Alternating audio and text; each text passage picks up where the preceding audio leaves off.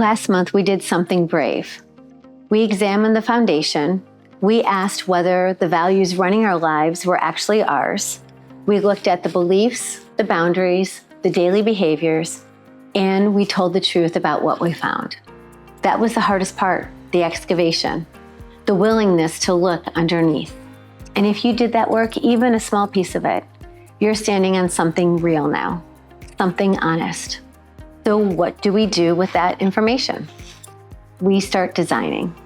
Here's what I've noticed in my own life and in every woman I've ever coached.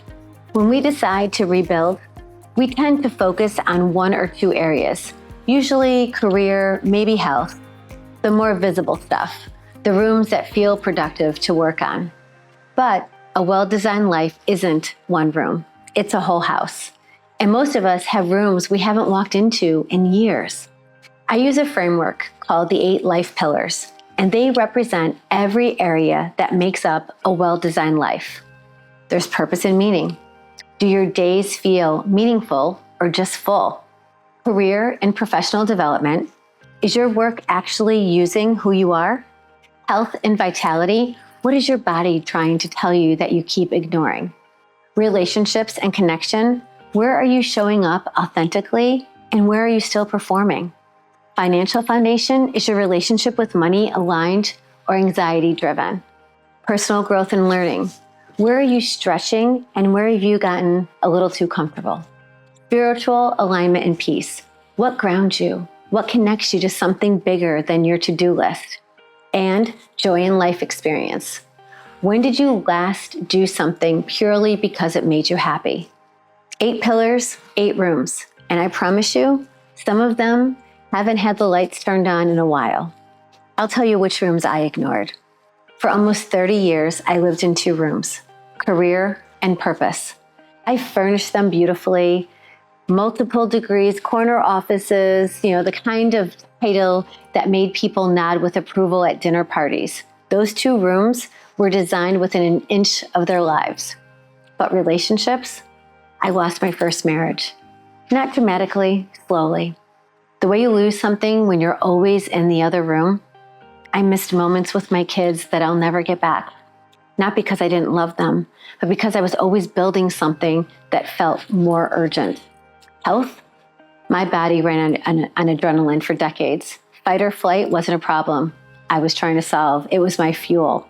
And when my body finally forced me to stop, a shattered knee that took away my ability to keep running, literally, I realized I'd been treating that room like a storage closet. Somewhere I threw things and shut the door completely. Joy? If you asked me at the peak of my career, what do you do for fun?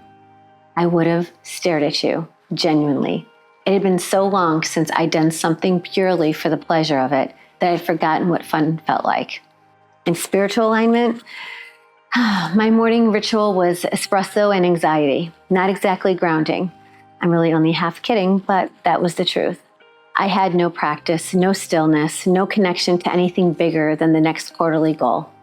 2 rooms immaculate, 6 rooms in varying states of neglect. And from the outside, everyone thought I had it all together. Here's the thing about pillars. They don't exist in isolation. When my health pillar was crumbling, my relationship suffered because I had nothing left to give anyone. When my joy pillar was empty, my purpose felt hollow. Because what's the point of meaningful work if you've forgotten how to enjoy your life?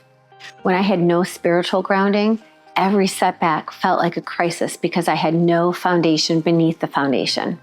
The pillars hold each other up, and when one starts to collapse, the others start to lean. That's why working on just one area never quite does it. You don't have to fix everything at once. That's not design, that's panic. But you have to see the whole house. So that's what this month is about. Seeing clearly, looking at every room honestly, rating where you actually are, not where you think you should be, and then choosing with intention where to focus. This is the work I do in my one-on-one coaching.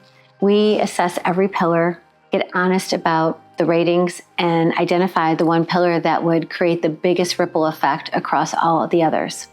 And then we design from there. This month, I'm bringing pieces of that framework to all of you. Over the next few weeks, we'll go deeper into how your daily choices either design or default across these pillars. We'll learn tools, the pause practice, the intention check, boundaries as architecture, and that help you choose with intention instead of running on autopilot. And then we'll talk about the fears that keeps us over-investing in some rooms while ignoring others entirely. Here's what I want to sit with you before Friday. If you looked at all 8 pillars of your life, purpose, career, health, relationships, finance, growth, spiritual, and joy, which rooms have you been living in? And which ones have the lights been off? No judgment, it's just curiosity. And that's where design starts. The alignment letter is where I go deeper on all of this throughout April. If you're not subscribed yet, the link is in my bio. It's free and it's where all the honest stuff lives. You already know your truth. Now let's design from it. You're not behind, you're building.